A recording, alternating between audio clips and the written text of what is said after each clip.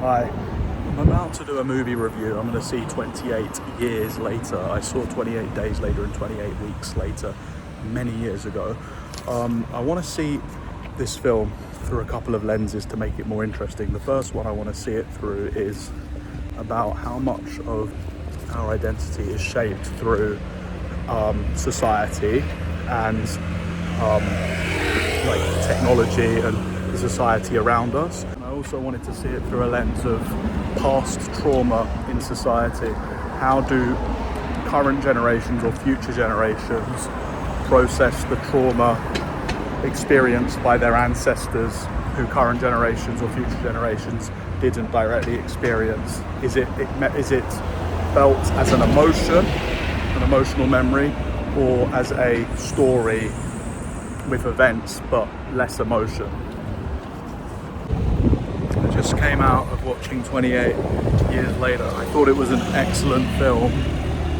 Very quick summary of the film, and I do not want you to watch this if you've not seen it yet, because I don't want to spoil it. But basically it's about an infection that started 28 years ago and turned the population of the UK into zombies, and the UK was quarantined, and it explores the lives of this community of non-infected people who have managed to develop their own community on an island, and it explores that. So let's analyze the film. I was engaged throughout the whole thing, really enjoyed it. I think it had some deep meanings and messages behind it. Memento mori, memento amoris. And I think the acting was excellent, especially from the young actor who plays Spike, and I think it was very well made. Really, I don't think there were too many like flashy special effects, but it was incredible, and it didn't need to have that because it was driven by the plot and the storytelling, which is amazing and something that I feel that we've been lacking. I don't think it was virtue signaling in any way. It was trying to tell a story, trying to make people think, and that's the kind of film you want. Something that gives you an opportunity to think rather than try to force a narrative, because we like to think and we like to discover things for ourselves. In terms of the lenses that I wanted to see the film, the first one that I wanted to see it through was whether trauma from past generations is just stored as memories or stories in future or current generations, or does the emotion get passed on? And it has characters who are young like Spike, who were born after the infection, after the consequences, after the quarantine, and therefore they can only know what happened through memories and stories, and also seeing the aftermath and feeling the effects of the aftermath. So that was really interesting, because certain people that are born after it seem to only know the trauma through the consequences of the trauma and the stories. And I think this is really interesting because today we live knowing the consequences of World War II, consequences of a lot of things that happened before we were born, or many of us were born, but we didn't feel what it was like. And I think that that's so important to realise that I don't think the stories, it's very important to acknowledge the stories, and you need to understand the stories to kind of predict the future and learn from the past. But we also need to realise that we can't feel always the emotions that those at that time were facing, and trauma can be inherited in a different way. It can be inherited by a new identity forming. For example, the people on the island have a new identity because a lot of them were born and raised in that time, so they don't have access to technology. Like Spike doesn't have a phone, and he didn't even know what a frisbee was when they found a frisbee on the mainland. So I think that shows that a new identity can form as a result of trauma, and also the memories after speaking to people, being raised by people who experienced the trauma. But we need to realize that we, as the current generation who didn't, or a future generation who didn't directly experience the trauma, it might be very hard for us to feel that. And I think this is very important, because when we look back at historical things that happened,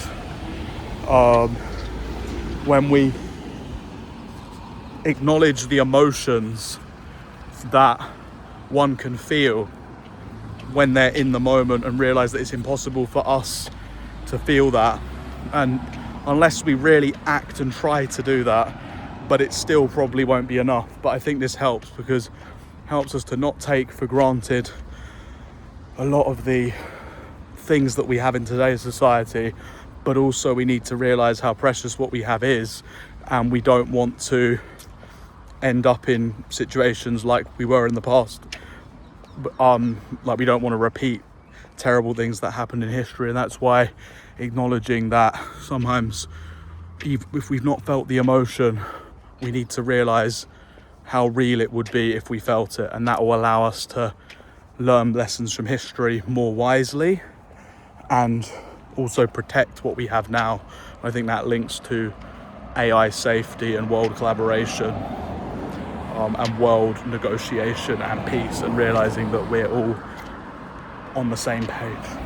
The second lens I wanted to look at the film through was how much of who we are and our identity is determined by society, and how much is maybe unique to our own human nature. And I think this is an excellent way to explore it, because when they go to the island, they when they were after the infection, they've lost electricity, they've lost technology, so they have to learn to fend for themselves. They have to learn to organize a society in a way without technology, without the internet. And this means that old skills come back, but also a community forms. I think when Spike goes to the mainland and on his first hunt with his dad, you can see that there's that community spirit, and they're all rooting for him and they're celebrating when he comes home. And it's like this community spirit has been brought back in the absence of technology and in the absence of modern society. So I think it explored the fact that a lot of our humanity or natural behavior or natural community behavior can be lost with societal trends and technology. And that was a really interesting thing to explore. And when he does meet that soldier who's washed up on the shore from Sweden, when he shows him the phone, he doesn't know what it is, and he doesn't know what all these things are, and that's fascinating. And also at the end, when we meet the band of Jimmies, which is a very controversial scene, but is interesting, I think that shows that these characters were raised, and it also plays the Teletubbies in a like electronic form. But this this emphasizes how these people were shaped in those formative years by what they experienced when watching those things on TV, and it's why they were inspired to become the Jimmies, which is very controversial. But I think Danny Boyle did it to show that how society, how like TV shows and media can actually influence the identities of people, and it's and the way people behave, which we need to be very careful about. And I think it's very interesting because these people, they're a bit like the Lost Boys in Peter Pan. They've lost their parents, they've lost their people to inspire them, so they look up to these people. Unfortunately, in this case, they looked up to Jimmy Savile because that was the person that was present in their childhood on the TVs. And I think that this helps us to realize how careful we need to be with the technology that we expose ourselves to, and also realize that so much of our behavior can be influenced and driven by external factors like media. So that was fascinating. just I wanted to say about a couple of other things. I really enjoyed Ralph Fiennes' performance. I thought it was excellent, and also it covered how even without modern medical technology, the art of medicine can help to diagnose things like cancer, for example, in Spike's mum, where he has to identify the cancer through a clinical examination because there is no ability to biopsy, no ability to scan. Event, God forbid, it would be important to have these kind of skills like navigation, and I think Spike, he's able to identify where northwest is by looking at the direction of the sun or whatever, or the moon. But it shows that a lot of these skills that we don't develop in modern society because of technology, and we're outsourcing our cognition to technology, often we lose those skills, and that can also affect what we learn and how we engage with our environment, because the people of the past might have been better at looking at landmarks, looking at the movement of the sun, because they needed to, and that grounded them more in our environment. So I think that's very interesting, and that touches upon how our environment and external influences can affect our identity and our development as people. So made me realize I want to learn orienteering and navigation so I can feel more grounded in the world, basically. But yeah,